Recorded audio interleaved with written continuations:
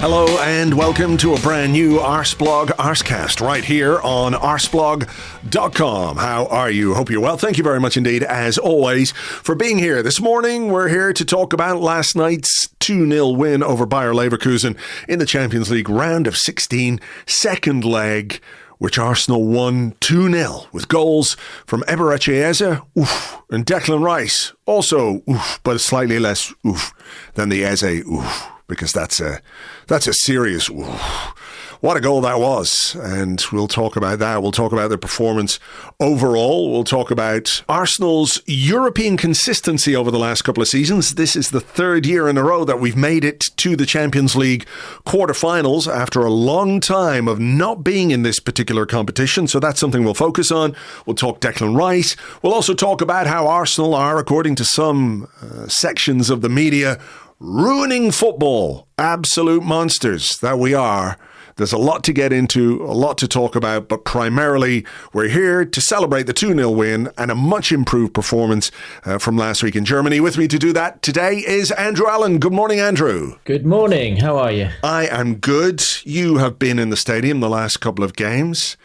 Quite different experiences, I would say, from Saturday to Tuesday.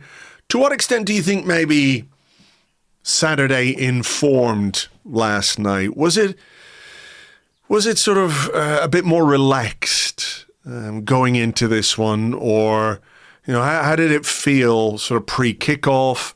I mean, it's hard to replicate that kind of intensity, but the sort of European games feel a bit more relaxed, or not with quite the same level of stress as Premier League. Yeah, I mean, I guess it kind of depends where you've mentally put your priorities, right? I mean, for me personally, this season is just so much about winning the Premier League that I'm kind of looking at some of the other games and competitions as an absolute bonus. I mean, obviously we want to progress in the Champions League. There's so much kind of financially on the line. I mean, there's so much money going in this tournament that you want to go well. But I definitely didn't come into the game last night carrying the tension that I carried with the Everton game. And I don't know if that was the same for other people, but that Everton game, and knowing that we weren't going to play in the league for the best part of a month, it just felt like, we had to absolutely win that last night. And then I did feel like the good vibes from that game would carry into this. And I think actually just before kickoff, with people turning up a little bit earlier to get, North London Forever in before the Champions League music, and the club's firework budget, which continues to kind of spiral out of control, was put to good use again. There was a good atmosphere at kickoff. It was quite pumped. But then things kind of settled down quite quickly, because I thought Leverkusen started okay. They looked pretty controlled, and people suddenly kind of rocked to the front of their chairs and suddenly started paying a little bit more attention as to what was going on. And you get a few mumbles and a few groans and a few frustrations. But I don't think really at any point last night anybody was in panic mode in the way that we've seen the Emirates before. Yeah, I mean, I think you're right. Leverkusen were tidy to begin with, but Arsenal pretty quickly, I think, got on top and grew into the game. We didn't mention the team, but Ben White was in, which was nice to see at right back. There was a bit of, I suppose, concern about, whether he was going to play in this game, because he didn't come on for Jurriën Timber against Everton at the weekend, but he's back in the starting lineup, and Cappier back in, Trossard in on the left-hand side. And I think Arsenal exerted control quite well in that first half, and certainly looked like the team that was most likely to open the scoring. I thought it was quite interesting, because what Leverkusen did in the first game was clearly going to be a kind of blueprint for this game, because they frustrated Arsenal. We really didn't create a great deal out in Germany. So their approach, I think, would have been more or less the same. Like the team talk, we did it last week, let's go do it again. I think what was interesting about this was the fact that they couldn't really prevent Arsenal from making chances. And I think there was maybe a tendency for Arsenal to take shots from distance or take shots from outside the box against a Leverkusen backline that, as we know, as soon as they were out of possession, were going to collapse into that kind of back five. So it wasn't so much about trying to break them down with intricate passing. It was about trying things from different areas of the pitch. And I think at the end of the game last week, Mikel Arteta said, we saw things that we can do better and things that we might do differently. And I do wonder if that was evident, if that was something you noticed. Yeah, I mean, I think the thing that really, caught my eye was just how quick we were to pounce on them when they had the ball. And it wasn't just, one player on one player. It was as soon as anyone made any progress up the pitch, they were just cornered and clustered. And our players were, it was really impressively disciplined. And I think there was a level of intensity in that side of the game that I don't think we saw away from home. So the pressing, forcing errors up the pitch and ultimately doing something quickly the moment we got the ball was, for me, kind of night and day compared to the first game. And I guess, when you look at, I know we probably don't want to get straight into the goals, but you see the way the goals happen. They're kind of in transition-y moments. The ball is sort of loose and then suddenly we pounce on it. So, yeah, I mean, all game I felt like we had that intensity. And then in other sort of parts of the game, quite happy to slow it down. It was a lot of the ball going across the back line, Rice dropping deep, lots and lots of Saliba and Gabriel on the ball, patient build-up. It was just a lot of things I think we learnt from the first game, which was, look, we need to pull them out of position. And if we can't pull them out of position, win the second ball, win the loose ball, do things quickly. As you say, go for goal. Let's test this goalkeeper. I mean, he, as it turned out, was in pretty spectacular form last night. But we still found a way past him. And, great goals. Well, there were chances. And you say the goalkeeper, it was one of those where about half an hour in, I was going, is this going to be one of those nights where, we're looking at remember there was Edwin van der Sar in one game, made about 60 saves. I can't remember what it was, but it was ridiculous. And you're sort of going, oh, this could be a worldie of a night for this particular goalkeeper, because I think there was a couple of moments for Gabriel where he didn't quite find his range from set pieces, headed one over. He was sort of on his way down as he made contact with the ball, and there was another came off his shoulder. Trossard had a chance. There was another really good save from Trossard. He just stuck a leg out, stuck it around the corner. I think the Trossard shot from outside the box fell for Ben White. Keeper made a save from that as well. And you're sort of thinking, oh... Yeah, there was a right free kick as well, wasn't there? Punched away. Yeah, I mean, there was a little period there in between 15 and about 15 minutes and the half hour mark where we were really turning the screw, I felt. Yeah, for sure. And then it wasn't long after that we did get the goal. And as you say, it sort of came from a slightly transition moment. It's a Leverkusen throw, and they can't really get the ball under control. They also can't get it clear. There's pressure from Nkapie and from Rice to Trossard. Trossard plays it to Eberechi Eze, who just produced, I don't know, I mean, one of the goals of the season from an Arsenal standpoint. The turn, the hit, the power with which he hits the ball. And I've said this before, and I've said it recently, that there is something about the way he strikes a ball that is...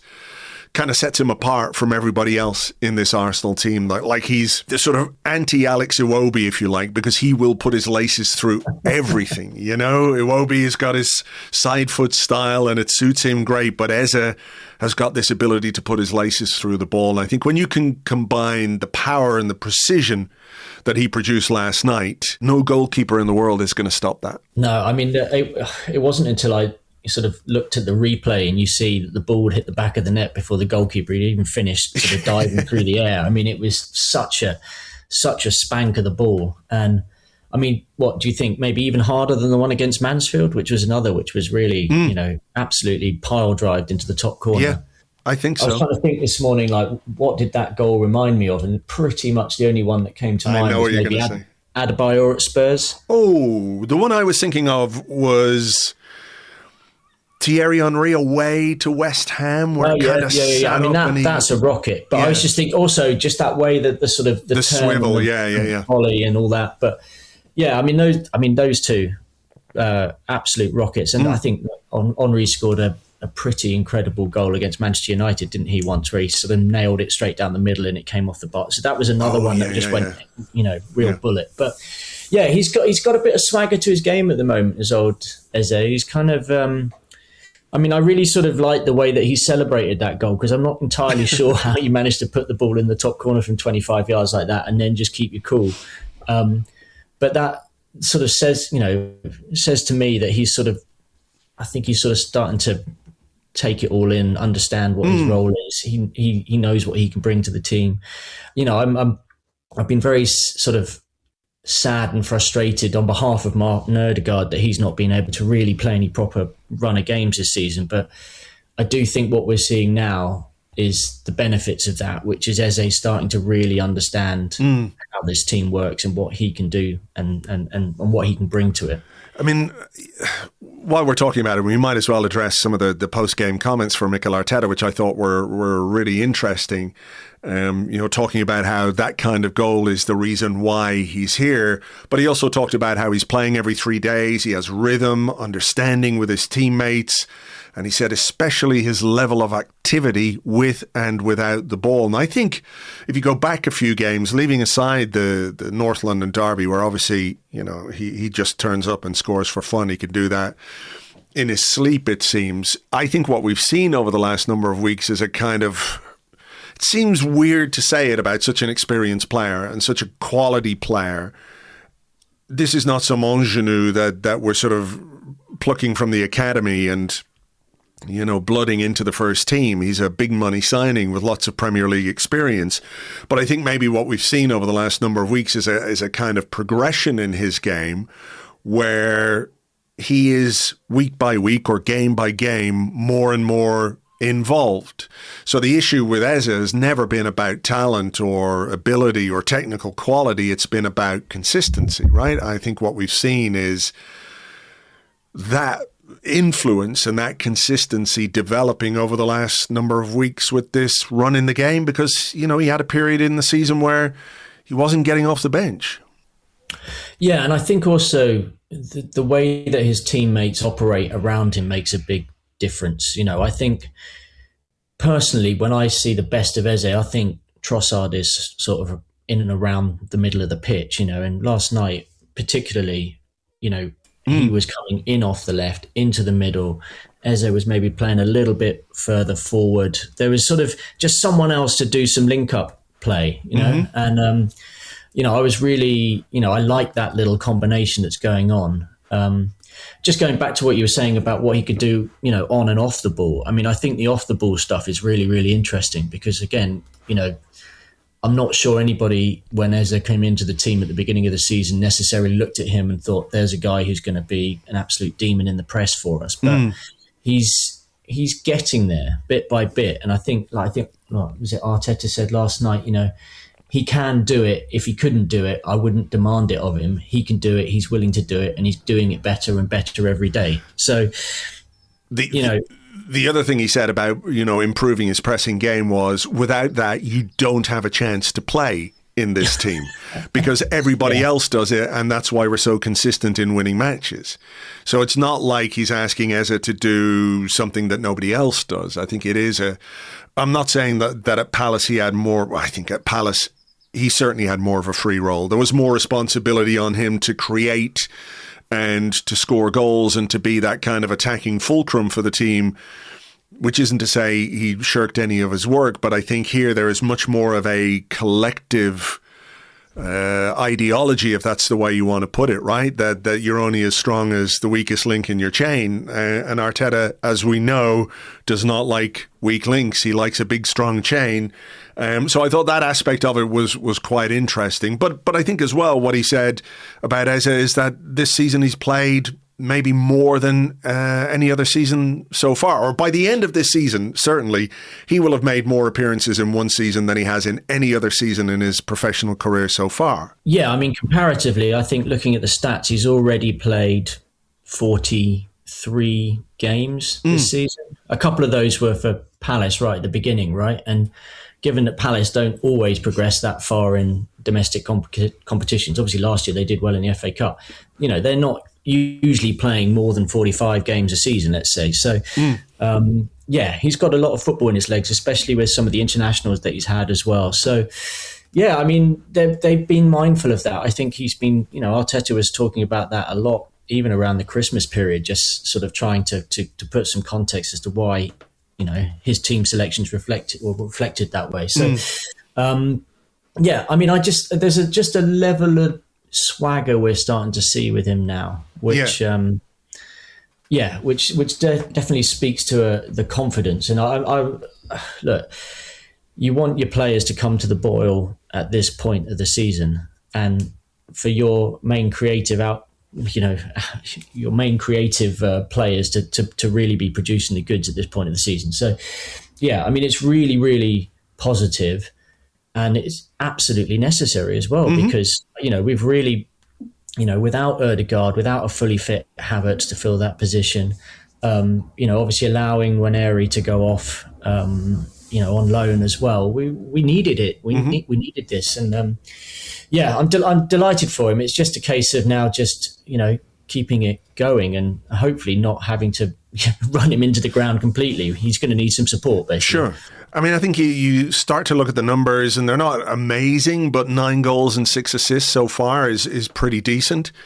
I think as well what struck me last night, and I remember saying this a couple of weeks ago, maybe it was on the Arsecast Extra, I can't remember, but with James perhaps. But I was talking about how you look around at some of the other teams in Europe and you see some of the goals that they score and you see some of the attacking talent that they have, and you kind of think, we don't really have anyone who can do that. And then Eberechi Eze does that last night, which is an amazing goal, an amazing strike, but it's just a split second or a second of just the toppest quality you can get at Champions League level from an attacking player. Because if somebody at Barcelona or Real Madrid or PSG had scored that goal last night, it'd be getting replays all over the place. So I think that to me was a really positive aspect beyond just how good that goal was. I think it's sort of, I don't know, I think other teams will look at Arsenal now, not differently, but, I think that does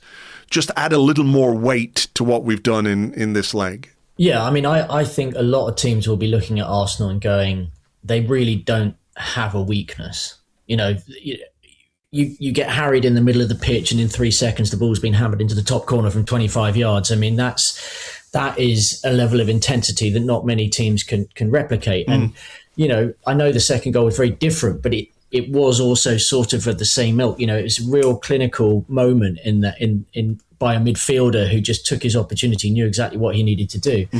I'd like to think also that scoring from 25 yards like that also helps nullify some of the kind of classic boring Arsenal stuff, the jibes that we've been getting at the moment. I'll come back to that. I'll come back to that. I've got something on my notes here that I want to get into with regards to that kind of thing. I mean, the first half ended 1-0. Listen, this is very, very nitpicky.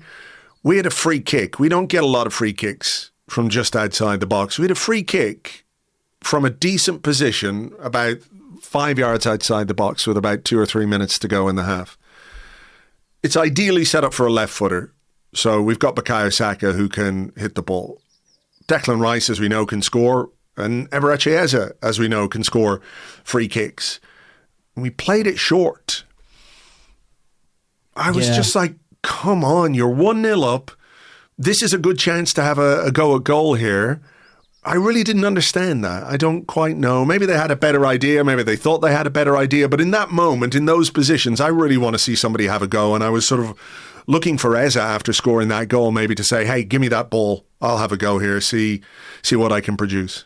Yeah, I mean, I think, as you say, for a left footer, I was maybe surprised that Saka didn't want to sort of take charge of it, but maybe it speaks a little bit to where his confidence levels are at the moment. I have to say that I thought he was actually pretty tidy and pretty dangerous last night. Saka, a huge improvement on where he was in Germany last week, but he's also not quite at the absolute peak Saka that we know and love when he's able to sort of dance past players, and the inevitability of the cutting into the left foot and having the shot there. I have to say, last night I was really pleased to see him having a go on his right a couple of times, because there was that element of surprise that maybe after last week where he looked very predictable, he was kind of trying to branch out a bit. But Yeah, look, I mean, it's one of those moments where you're thankful it didn't come back to bite us in the arse somehow, not taking advantage of things. But there were also a couple of, I thought, corners where we went shorter as well rather than swinging it in. But I guess maybe that was just variety's the spice of life. Maybe so. Keep them guessing from our set pieces. Second half, it was a bit flat, I think, in the early stages. There was a Trossard shot which drifted wide. I thought both the wide players were good yesterday. By the way, I thought Trossard was good. I thought Saka was good. They didn't end with a goal. Trossard gets, I guess, technically an assist for the Eze goal, but, putting it on a plate for him, I guess you might say, when it comes to Eberechi Eze. But I thought they were both good. I thought Gyökeres had some promising moments as well. If we talk about Eze looking like he's beginning to understand those around him, there was just a bit more from Gyökeres in terms of how he combined. He did put in that really good low cross, which was cleared away. I still just don't know what to make of him. He's such a confusing player to watch. And maybe there's more there by design than I'm giving credit for, because I watch him challenge for balls. And what are we, 2/3 of the way through the season, 3/4 of the way through the season? And I'm starting to wonder whether they say to him, don't bother going up to win headers, just try and lean into the defender or something. Because when Havertz goes on the pitch, he goes up for headers and it's almost like, well, he knows he can win a header, so that's why he does it. Whereas with Gyökeres, the attempt to actually try and win a ball up in the air when it's coming towards him, when he's kind of pinning a defender, all he wants to do is lean in and try and win it when it bounces the second time. It's interesting. I guess I'm starting to think it must be by design, but he worked his socks off again last night. Had a couple of openings, didn't he? I mean, there was one low shot that he tried from a bit of range, and he had that really nice kind of burst and a cross towards Hincapié, I think it was, that got cleared. Both of those are really, really positive moments. I mean, we know he's not going to be anything other than probably the scruffiest member of the team overall, but he's doing his bit, and I think the teammates, you can see they appreciate that effort. Yeah, I mean, listen, play to people's strengths, I guess you would say. There are different styles and different ways of doing it, and he's got his way of doing it, which is distinct from Kai Havertz. So, I think you're probably onto something there in terms of what they ask him to do. Let's talk the second goal then. And this, I looked at this and I thought to myself, why doesn't Declan Rice do this more? And I realize that's, ridiculous. I completely get that. But it's a bit like the way Max Dowman scored his goal the other day. You go, oh, he just made that look so easy. And I think one of Rice's great strengths, above and beyond his energy and the way he drives around the pitch, he's sort of a box-to-box and wing-to-wing midfielder. I think he's redefining what a player in his position does, because he doesn't just go from our box to their box, he goes from side to side. He's pretty much everywhere. But I think he's also very, very good at reading the game, in the opposition half and also defensively, where I think it's been very important for Arsenal over the last couple of seasons. In this instance, it's a half clearance, it's not great. He reads it, he steps forward, he uses his strength well. I think the first touch is obviously to get the ball away from the Bayer Leverkusen man. The second touch is superb. Yeah, it really is. Right. Absolutely. It's just so perfect. And then the finish sort of starts outside the post, goes in off the bottom of the post, curling back around.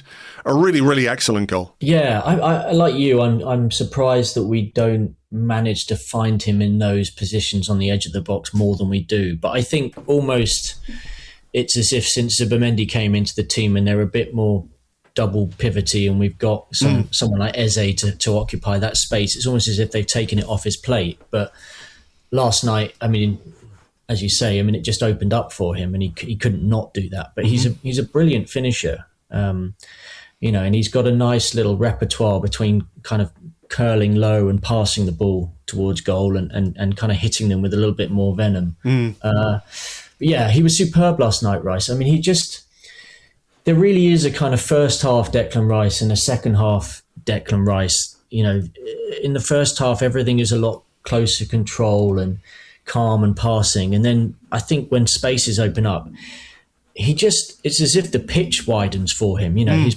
touches become bigger. He bounds forward onto the ball. He sort of carries immediately a different level of danger, I think. And he was talking last night just about the energy levels, and he's absolutely shattered, but somehow he keeps finding a second wind and stuff. And last night he absolutely carried that team through the second half. He was everywhere. He was immense.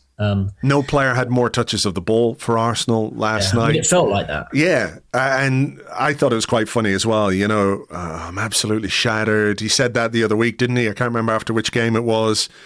They're putting so much energy into it. I'm feeling absolutely wrecked. And then he does like the TNT Sports interview. He does the CBS Sports interview. Yeah. He's absolutely knackered, but we're going to wheel him out and let him do all the media stuff. I mean, he talks well, obviously, and he spoke about the goal that he scored. But I did find that kind of funny. Like, I understand why he's knackered. Let the man rest. Send somebody else out to have a word with those guys. I mean, he clearly appreciates and enjoys these big Champions League nights, because he was obviously player of the match last night, but player of the match against Real Madrid as well, wasn't he, last year? And I think he's won another one in the knockout stages in the last couple of years. So I mean, he is a big game player, and there's literally nobody else like him. I mean, we couldn't replicate what he does with anybody else, I don't think, on the pitch. So he's so important. You're absolutely praying now between the last 10 weeks of the season, can we keep him fit? And if he happens to come up with, I'm hoping he comes down with a serious case of the sniffles by Sunday night as we're celebrating the Carabao Cup win. Yeah, exactly. I can't. I've got like 10-day diarrhea. I can't go on international duty, whatever it is. Just make something up, please. I get it. And listen, I've said this before. I do hope there's a sort of common sense approach to the way certain players are used by their international managers when this interlull starts. But look, a brilliant performance from Declan Rice. It was quite telling as well. Mikel Arteta was about to make a change before that second goal went in. Gabriel Martinelli was standing on the sideline. After that goal went in, Arteta said, okay, this is an opportunity then to properly manage the squad, I guess, in the context of the game and in the context of the week we have with Sunday coming up. So it was Martinelli, Norgard and Mosquera came on for Trossard, Ben White and Martin Zubimendi, who I think, was decent last night.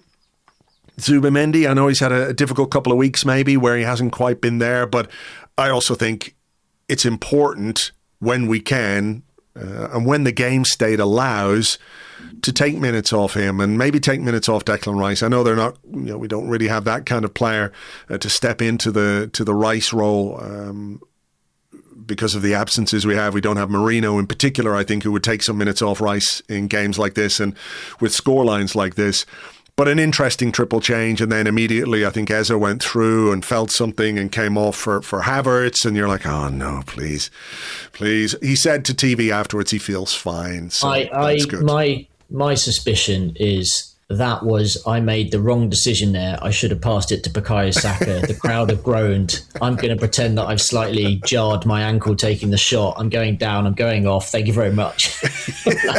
Remember me for the goal. That sounds really cynical, but a couple of weeks ago, I think Declan Rice went down just after he sort of booted the ball out for a corner accidentally as well. And it was another one of those moments where the crowd sort of like, oh, what's he done there? And they kind of go, oh, actually, you know what? I think I've done my bit here. I'll spend 15 minutes on the bench. Thank you very much. I'm glad he's okay because obviously we need him on Sunday. But, sure. I think really interesting though with Zubimendi. I think, I watched a passing compilation just before we came on, and actually he was a little bit more penetrating than I remembered him. It's not always easy to remember every pass a player makes, but there was a couple of nice little bursts where he kind of made it through the lines and then fed players. And I mean, again, he's played a lot of football, and at this point, it's clear that if we can, as you say, get him off. I think it was really nice for Norgard, even though Norgard wasn't amazing when he came on. He wasn't in the squad the other day, right? So Arteta is doing everything he can to try and make players feel involved. Obviously, they have to deserve those, positions and be able to offer something to the team. But I thought, it was similar with MLS coming off the bench last night as well. I thought for those last couple of minutes, because he might easily have put Madueke on for Saka or Jesus on for someone, but I think he very specifically made a point of putting Miles on just so that he could, keep his eye on the game, sure. I guess. I think the Norgard point is interesting because Norgard was left out of the squad the other day for a 16-year-old. Yeah. And listen, nobody's taking anything away from Max Damon or his talent or anything else. But when you're a senior pro like Norgard, you were the captain at Brentford last season, you haven't really played a great deal, or maybe as much as you would have liked or envisaged for Arsenal this season. And then you get left out of the squad for a child, right? I think there is a man management aspect to how Mikel Arteta needs to deal with those situations. I think Norgard, I'm not saying in any way he would be problematic. I think he would understand, particularly, when you look at what Dauman did in the last stages of that game. But at the same time, there's got to be professional pride. As I absolutely believe, and I think you could see by the scenes when Dauman scored, everybody in this squad is together and they're all pulling in the same direction. And some of those players really aren't playing. You looked at Ben White, for example, was right in the middle of that celebration. He didn't get off the bench either because Mosquera came on. Norgard wasn't in the squad. Gabriel Jesus, he was left on the bench for a child. And the right decision was to put Max Dauman on, and that played out. But at the same time, I think as a manager, you also have to recognize there are personal and human reactions to this from senior players who will have been delighted for Dauman, delighted for the team, but personally, maybe, feeling a bit sad or hurt that they weren't involved. Yeah. What I would say is that at this point in the season, almost everybody has contributed, right? In some way, shape or form. So even if you drew a line under the season right now with some players and said, you're not going to get any minutes between now and the end of May, which won't really happen. But if it did, I think everybody can look at their contribution in some way, shape or form in one of the competitions and go, I was part of that and I've done something. And as we creep towards May and the run-in intensity increases and we're still competing on four fronts, I think you can see collectively they're starting to go, something special is happening here and we're all involved. And, we might, whether I've played 5 minutes or played every game, are all going to be remembered. There are players in that Invincibles team who we remember who barely featured, Ali Adier and stuff like that. So, there's just... there's something growing there. And I think the way that Arteta has managed to harness that team spirit throughout the season, I mean, he's almost got lucky at times with the way the injuries have fallen. It sounds silly to say it. I know what you mean, though. Yeah. Taken the decisions out of his hands, and therefore players have had runs of games and then they've come out again. And I think, things are looking good on that front, I would say. For sure. There was a third goal disallowed, rightly so, for a double offence by Kai Havertz. I think one was a shirt pull, one was the fact the ball bounced off his hand and went in the back of the net, which would have made the game safe. A couple of late bits from Leverkusen. Kwanzaa had a header just sort of flicked wide. It looked closer than it was, I think, because of the angle. There was the one where it sort of bounced off Saliba's knee and over the bar. That's one where, could have gone anywhere. But David Raya, with another brilliant save to add to his collection this season. I think what's so good about this is obviously the reflexes, but the anticipation, the way he read where that player was going to put that ball and was sort of halfway through the air almost before the guy had even kicked it. Absolutely brilliant save. Yeah, it was Kafane who was a handful again. I mean, I think maybe slightly better marshalled this week than he was last week. Less of a surprise package. But Raya just doing Raya things. 25 clean sheets in 49 games. That's nuts, isn't it? It really is. Like credit to the defence as well. It's not just down to the goalkeeper, but he has made some incredible saves this season. There isn't... I mean, I think the most impressive thing about it is really that it's even in the quietest moments, and he'll produce something like that out of nothing. He's not had too many games where he's had, where he's been under sustained pressure. I'd say, there's not been that many games where he's had to make save after save after save, because we just dominate most teams. We've had periods in games, silly games, where we've sort of been holding on to leads a little bit, but no, he's been immense. And I know there's been a lot of chat about who's better, him or Donnarumma this year. I mean, frankly, who cares? But his ability, and he's so important to the build-up as well. I mean, last night, whether it was with his hands or with his feet, he was looking for fast balls out. Not all of them came off when he kind of hammers it forward. I think one went straight through to Blažević, the Leverkusen goalkeeper. But he's been probably, it's going to be really hard. But if you were divvying up who was going to be player of the season, Raya would be right up there. No, I agree. Is bad in a team that is winning so many games and scoring a lot of goals. Yeah, I mean, he has been remarkably consistent. I think every player has not a mistake or two, but they have a game where they do something that isn't quite at the level. But generally speaking, he's been so consistent from the very start of the season. You might look at some of the other contenders for player of the season and say they started the season really well, but have faded off a bit. They didn't start so well, have grown into the season.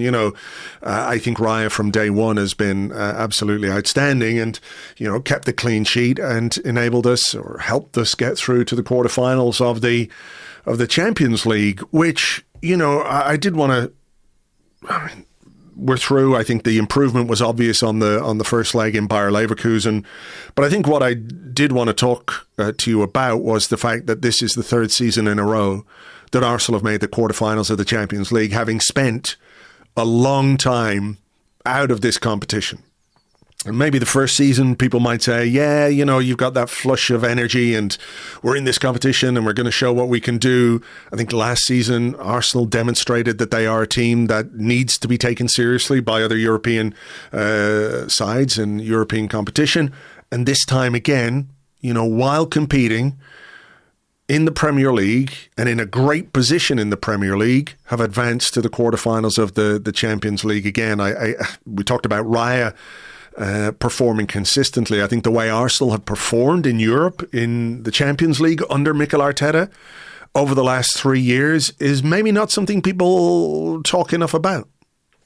I mean, the home form has been incredible over those 3 years, really. I mean, that's why the PSG game last year at home was such a disappointment, because it fell so far below the standards that we've been setting. But I mean, 9 wins and a draw in 10 games this campaign.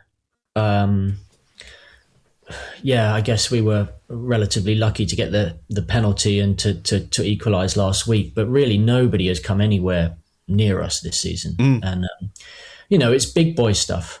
We look like a proper team with real European pedigree, and I think if we beat Sporting, I think over the course of the last 4 years or something, our coefficient is probably the best of all the English teams, actually. Right. So we are, for all the people giving us abuse, doing our absolute best to ensure that England retains its 5 Champions League places, while other teams are sort of falling off. There's a maturity there in the team, and they're learning. I think when we went down to Bayern Munich a couple of years ago, there was a sort of naivety, there was a youthfulness, but that sort of not necessarily controlling games or taking advantage of games just when you had the momentum. And we're looking impressive on that front. I'd imagine, almost every manager who's come up against us so far this season has described us as one of the best, if not the best team in Europe at the moment. The machine is learning. Yeah. Strike terror into the hearts of all. Yeah. I was going to try and make a pun, but I'm not sure it will work if I say it out loud. Arsenal. Yeah. No, it doesn't quite work. Doesn't quite work. It would work written down, but I'll save that naff stuff for Arsblog News. Yes. Please. But look, I think it was a great response to, what was an indifferent performance last season or last week in Germany. And I think Arsenal just stepped it up. They showed that they can learn from one game to the next. What Arteta said about what they were going to take from that game and how they were going to apply it to this performance was completely evident. I think when you look at the stats in this game, let me just get them up again. Arsenal with 21 attempts in this game, which is, a long way from last week. 12 of those attempts on target. We outran Bayer Leverkusen by 5 or 6 kilometres as well over the course of the game. So I think fundamental to the way this Arsenal team plays and performs is that hard work that Arteta referenced. It's not just about pressing, right? It's about when you press, getting back into position to be ready to go again. If they keep the ball, if they recycle possession, you have to be ready to press again and again and again. And I think there's whatever you might say about this Arsenal team and whatever criticisms they might have about how we play or whether we could be a bit more fluent in attack, all of those things, there's never any doubt in my mind that this team is going to work really, really hard. And that, as we've seen through this season, when you don't necessarily play as well as you might like, can be the difference between winning a game and not winning a game. And maybe is why we are where we are at the top of the Premier League table and into the quarterfinals of the Champions League. Yeah, I mean, what's it? 3 defeats in 49 games this season? And those 3 defeats were Liverpool, long-range free kick, last kick of the game against Aston Villa, and the Manchester United 2 worldies. I mean, there's not been a team that's kind of really out-fought and out-battled us. No. To the point where we've looked like we're going to capitulate in a game and concede or lose by more than 1. I'm very impressed. And I think I can say I'm very, very impressed, and also say it's still not the greatest football I've ever seen an Arsenal team play, but it is very, very effective. And, if effective gets us to trophies this season, I mean, nobody is going to be complaining. No. Absolutely not. And the reward for last night's win is a trip to Lisbon in the first leg. We'll face Sporting. There'll be a lot of Victor Gyökeres narrative around that one, I guess.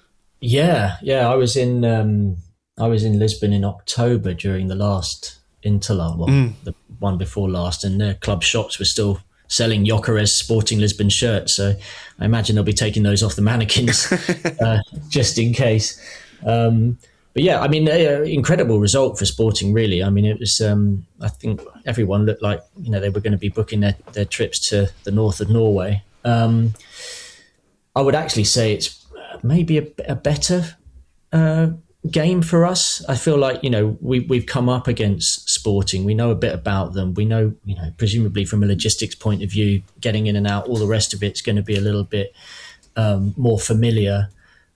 You've got the Gyökeres factor as well. There was something about playing a high energy Bodo side, especially on their kind of 3G pitch, that kind of had me slightly worried because it was just a completely different type of challenge. The pitch was a concern, not a concern, but it's one of those where, listen, a player can run down the pristine turf of the Emirates and pick up an injury or pull a hamstring or whatever it might be, whatever pitch they're on. The minute it's an artificial surface, it's entirely the fault of the surface, so you can't really escape that. And I do think, maybe this is a slightly better one for us to come up against. I wanted to just go back a little bit and listen, I think as Arsenal fans, we are here anyway, and I'm sure the people listening to this are reasonably honest and open and objective about what we do and how we do it. And we can accept that maybe we're not the prettiest on the eye, right? But at the same time, some of the stuff that we're being subjected to by sections of the media are a bit hard to take, I think, right?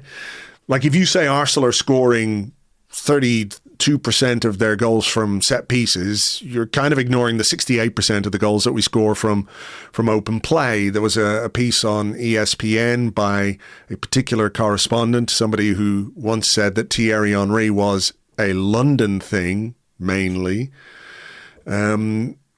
This idea, I think the headline was, Arsenal are making football worse.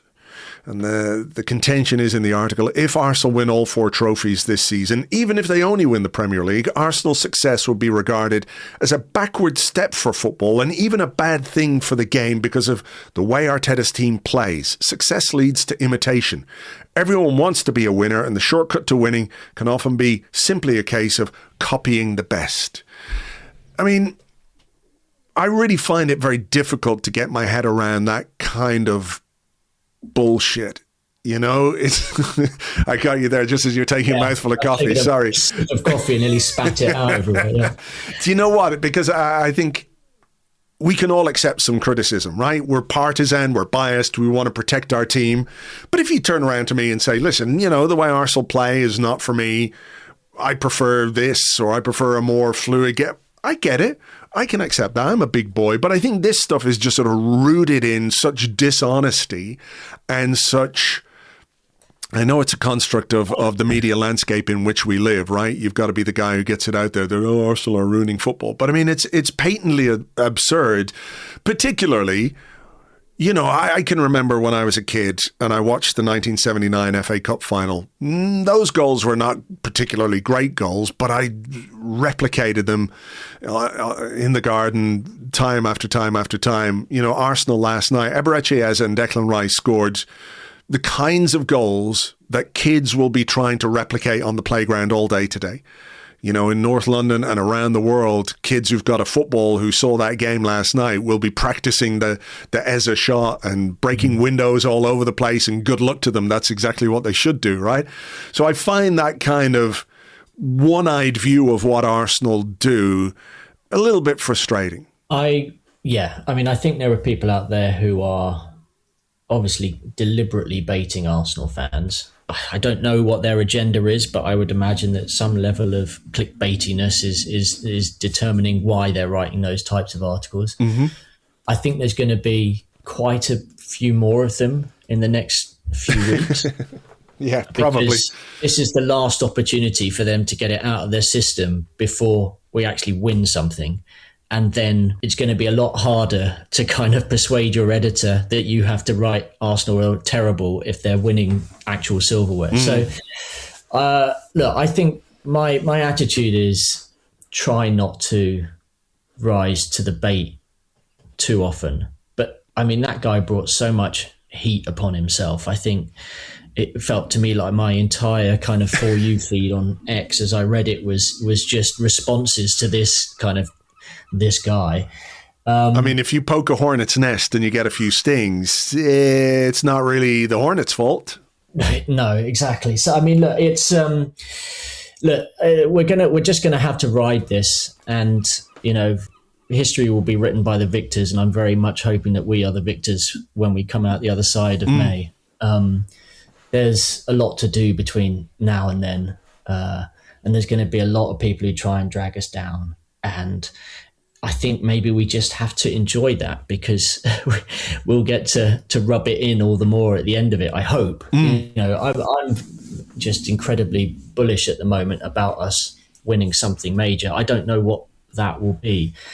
None of us do, but it feels like something special's happening, and some of the frustration that was building in January, February is starting to dissipate a little bit because the end is in sight, and I think the players can see the end's in sight, and the fans can suddenly see the end's in sight. And there has been a slight switch flicked, I think, at the Emirates and the home ground, where obviously that the performance the last 15 minutes against Wolves, and really the Manchester United game, where everyone just kind of lost their shit, myself included. You know, I just couldn't cope. I was just so on edge. But there's a sense of, okay, you know, we're actually all on the same page here. We all want the same thing, and actually we're getting closer, close enough to feel it. Do you think some of the way the Dauman moment resonated was partly connected to that? It was something more than a 16-year-old scoring a goal, which in and of itself is a remarkable thing, right? But sometimes you need that moment in a season where it galvanizes everybody, it brings everybody together, it kind of, what's the word, focuses people on what's actually at stake, if that's the right way of putting it, and that if listen, I know this is sort of one of those things people say that if we all pull together, we can make it happen, etc., etc. But there is that element now at this point of the season where if everything is joined up, if everything feels together, if the performances and the symbiosis between performance and the stands in the stadium and even fans online, I know they have, we don't really have that much impact, but certainly it colours the mood to an extent. If everybody is sort of inside the castle walls, if you like, ready to get their catapults and their bows and arrows and fire them outside, guns outward, as our dear old friend Gunnar Hollick used to say, if that's where we are at this moment in time, I feel like that could be a really important thing. Yeah, I mean, I think the Dalman moment was just, I mean, the circumstances of the game obviously dictated the joy, but there was a sense of, oh, this is our, Vincent Kompany smacking it into the top corner against Leicester moment, or Henry doing his thing against Liverpool and taking on the entire. There was just something about it being a kind of I was there moment, or I witnessed that live moment, that makes it galvanizes the sense that things are going your way, that you've seen something special, and the little special things are adding up to something much, much bigger. And I last year, I think maybe we thought that with Rice's free kicks, two goals against Real Madrid, right? Like it was a real kind of moment of, oh, hang on a second, we really are a very good team. And this was, Dalman was something slightly different, but there's potential for more of these between now and the end of May. I mean, we've still got a hell of a lot of football to play. But certainly, I think, I mean, when I look, I was just thinking, we haven't had many of those moments this season. I think maybe you and James may even have discussed this the other day, but, the Gabriel header against Newcastle aside, we haven't had many kind of absolute last minute kind of game deciding moments, really on the edge, kind of absolutely go ballistic, go spare limbs moments. But that was one of them. And you need a few of those to pepper your season, just to, season it as a whole. For sure. Let's talk just quickly about the other English teams in the Champions League. Chelsea clearly didn't respect the ball enough last night against PSG. Maybe they respected it too much. Maybe that's the problem. We just respect this ball too much to be able to kick it properly into the PSG net. But it comes obviously in a week when Chelsea as well have been, I think, and I'd say you probably agree with this, let off rather kindly with just a fine after a collection of offences were proven against them, secret payments to unregistered agents and third parties, some of those registered players, for example, David Luiz, Eden Hazard, Samuel Eto'o, Willian, Nemanja Matic, the deals that contributed not entirely, but very strongly to Chelsea being a successful team while Roman Abramovich was in charge. Like, to what extent do you think it matters that the new owners have been open and willing to participate and providing the evidence of what went on at Chelsea? Should that negate what were clearly very serious financial offences in terms of the punishment that's been handed out? Yeah, I mean, I'm flabbergasted by the decision to not impose some kind of points deduction or something that really impacts the team. Because what is it? Something like a £10 million fine. And even that fine is not going to come out of any money that Clear Lake, or are going to pay. It's going to come out of whatever the sale was that, all Abramovich's money is sitting in some pot somewhere. No, I mean, I the idea that they didn't benefit financially through PSR when they ended up selling Hazard for over 100 million quid, and that money ended up in their accounts and would have, would have over the time kind of ended up helping them on that front. The idea that they were able to sign players by adhering to terms that certain agents were requesting when other clubs weren't. Again, I mean, Hazard, Arsenal, Hazard, Arsenal. I mean, and other clubs will rightfully complain as well. I just don't know what the Premier League were thinking, aside from the fact that they just put so much sort of emphasis on the idea that Clear Lake were clearly going, okay, we're fessing up on behalf, but they were literally doing what they should do, because anything other than fessing up at that point would have been just maintaining the lie, covering it up, and they didn't really have a choice. So I just, it's not like they fessed up to someone else's murder. Unfortunately, the club as a whole were the ones who did the murder. It's not like the owners. So I'm very frustrated, and I think more than anything. And look, as far as I can understand, a lot of the other clubs are very, very frustrated as well. If you're an Everton or a Nottingham Forest or a Leicester or any club that's had a points deduction that was potentially going to decide their season, you would be absolutely furious. And obviously the next question is, what does this mean for the never-ending Manchester City case, and what kind of leniency will be showed there? Obviously, in that instance, Manchester City, half the charges, if not more, are to do with the fact that they have not cooperated in any way, or assisted in any way, shape or form. So if we're saying that cooperation is the absolute deal breaker, then I'm afraid Manchester City's failure to cooperate should be an absolute killer. But who knows? We'll wait and see. This looks a lot like they didn't want to punish a big name team, a team that's just been crowned world champions or whatever it is, and it participates in the Champions League regularly. And it's depressing, really. But the Premier League must have their reasons. We're never going to know them, because they're not going to share those. I mean, I think they should. There should be transparency in this kind of thing. Like you say, if you're Everton or if you're Forest, you would be really pissed off, because the offences, if that's the right way of putting it, that those clubs were punished for with points deductions are far lesser than what Chelsea were found guilty of. Not to mention the fact Chelsea still have another 74 charges outstanding, which could be decided by the FA.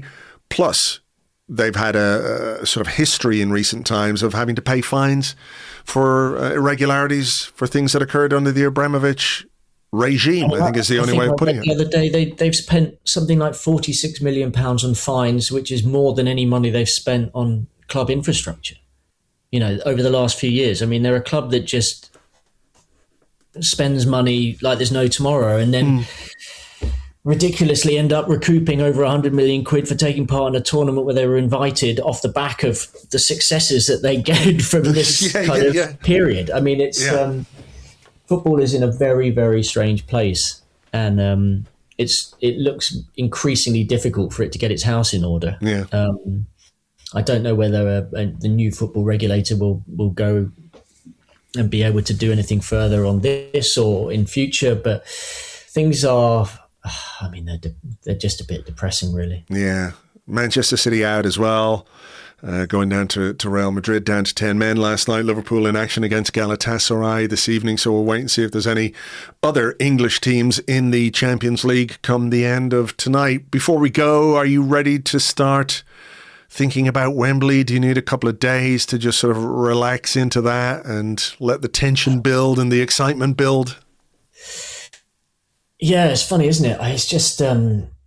I think I definitely do need 24 hours at least before I start worrying about that. I mean, there's something about...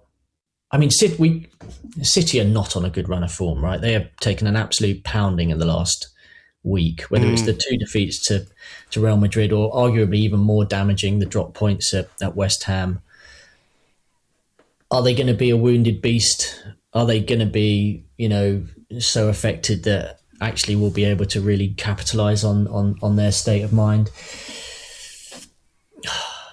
Too early. We can talk about it later. Yeah, I mean, in normal circumstances, if it weren't for the fact that they're kind of chasing us in the league and stuff, you'd be a little bit more relaxed. But given that and all the narrative that will go around it and people will want to spin it, and also the timing, the fact that it's on Sunday and then we go straight into 2 weeks off, which means that we'll all have to chew on it if we don't win, and we're not going to like that. And there's a lot, but there's enough tension to come for the rest of the season. I'm going to take 24 hours off from worry.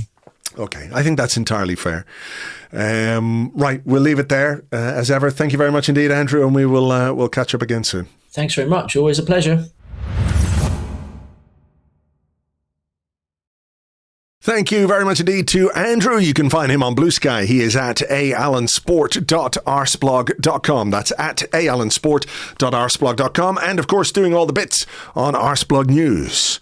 So that is really just about that. We've got the Champions League thing done. We can worry about Lisbon a bit later. Now, we take a breath, maybe enjoy a day off, in our own minds at least, and then we can start preparing for what is obviously a huge game at the weekend, the Carabao Cup final against Manchester City at Wembley. That is a game that we'll talk about a bit later in the week over on Patreon, patreon.com/Arseblog. We'll do a preview pod for the big game, for the cup final, the team selection that Mikel Arteta might deploy, how we're going to face Manchester City, what's at stake. All of that discussion will be in our preview podcast. You can subscribe, as I said, at patreon.com/Arseblog. It's just $6 a month plus VAT or sales tax, depending where you are in the world. Of course, that stuff is completely out of our hands, but it gives you access to everything that we do over on Patreon and helps support everything that we do on Arseblog, the daily blog, the news, the podcasts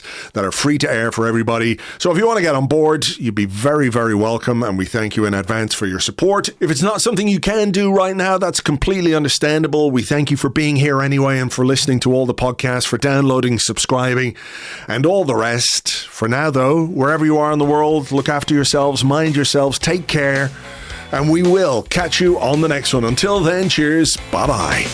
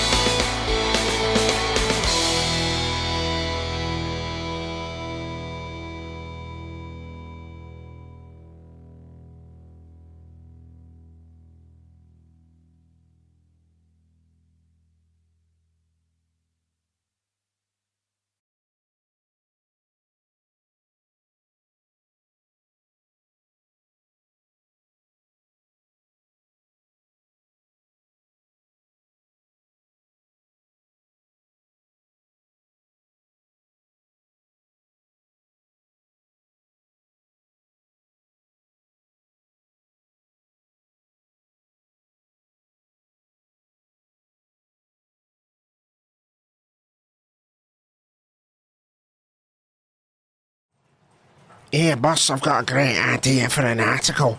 What about if I write something about how Arsenal are ruining football? Alright, I'm interested. How exactly are they ruining football then? Alright, well, first they scored a load of goals from corners. Right, and they're the only goals they score, are they? Nah, they also scored a load of goals from open play as well. What else?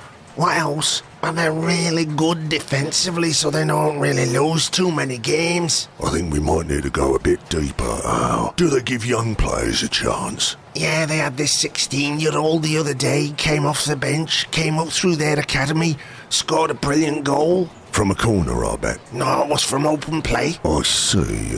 Do they have an history of financial impropriety? For example, illegal payments to third parties, hundreds of charges from the Premier League, from UEFA, that kind of thing?